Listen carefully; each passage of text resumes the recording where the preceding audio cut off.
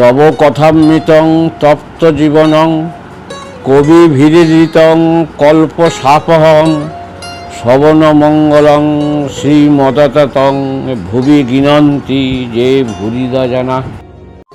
আমার প্রিয় বন্ধুরা, আজ আপনাদের কাছে শ্রী শ্রী রামকৃষ্ণের অমৃতবাণী কথামৃতের কিছু অংশ পাঠ করে শোনাচ্ছি। ইচ্ছে আছে কথামৃতের পুরো বইটা একটু একটু করে পড়ে আপনাদের শোনাবো আর আমিও শুনবো।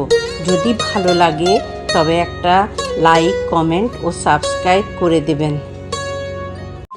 আমার প্রিয় বন্ধুরা, আজ আমরা পরম পুরুষ শ্রী রামকৃষ্ণের মুখনিসৃত অমৃতবাণী কথামৃতের পরবর্তী অংশ পড়ব। বিদ্যাসাগরের বাটির সম্মুখে গাড়ি দাঁড়াইল। গৃহটি দ্বিতল, ইংরেজ পছন্দ। জায়গার মাঝখানে বাটি ও জায়গার চতুর্দিকে প্রাচীর। বাড়ির পশ্চিম ধারে সদর দরজা ও ফটক। ফটকটি দ্বারের দক্ষিণ দিকে। পশ্চিমের প্রাচীর ও দ্বিতল গৃহের মধ্যবর্তী স্থানে মাঝে মাঝে পুষ্পবৃক্ষ। পশ্চিম দিকে নিচের ঘর হইয়া সিঁড়ি দিয়া উপরে উঠিতে হয়। উপরে বিদ্যাসাগর থাকেন। সিঁড়ি দিয়া উঠিয়াই উত্তরে একটি কামরা, তাহার পূর্ব দিকে হলঘর। হলের দক্ষিণ পূর্ব ঘরে বিদ্যাসাগর শয়ন করেন। ঠিক দক্ষিণে আর একটা কামরা আছে। এই কয়টি কামরা বহুমূল্য পুস্তক পরিপূর্ণ। দেয়ালের কাছে সারি সারি অনেকগুলি পুস্তকাধারে অতি সুন্দর রূপে বাঁধানো বইগুলি সাজানো আছে। হলঘরের পূর্ব সীমান্তে টেবিল ও চেয়ার আছে। বিদ্যাসাগর যখন বসিয়া কাজ করেন তখন সেইখানে তিনি পশ্চিমাশ্র হইয়া বসেন। যাহারা দেখাশোনা করিতে আসেন তাহারাও টেবিলের চতুর্দিকে চেয়ারে উপবিষ্ট হন।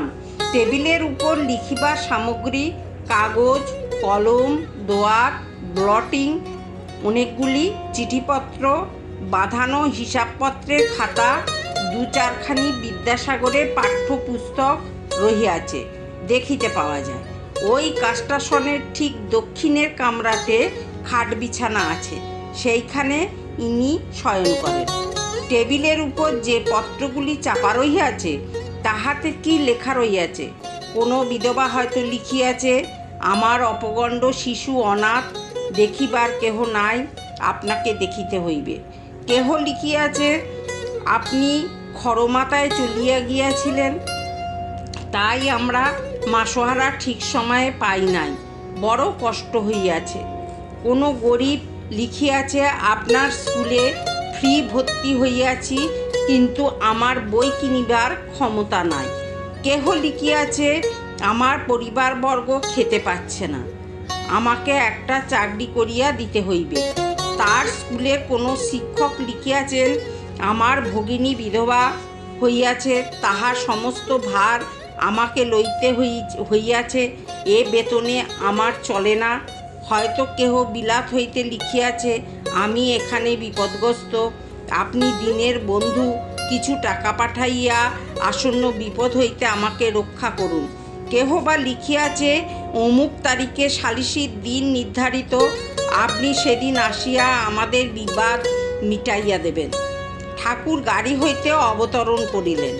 মাস্টার পথ দেখাইয়া বাটির মধ্যে লইয়া যাইতেছেন।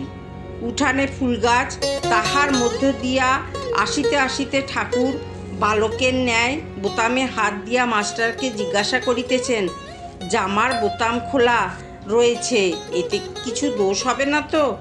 গায়ে একটা লং ক্লথের জামা, পরনে লাল পেরে কাপড়, তাহার আঁচলটি কাঁধে ফেলা, পায়ে বার্নিশ করা চটি জুতো।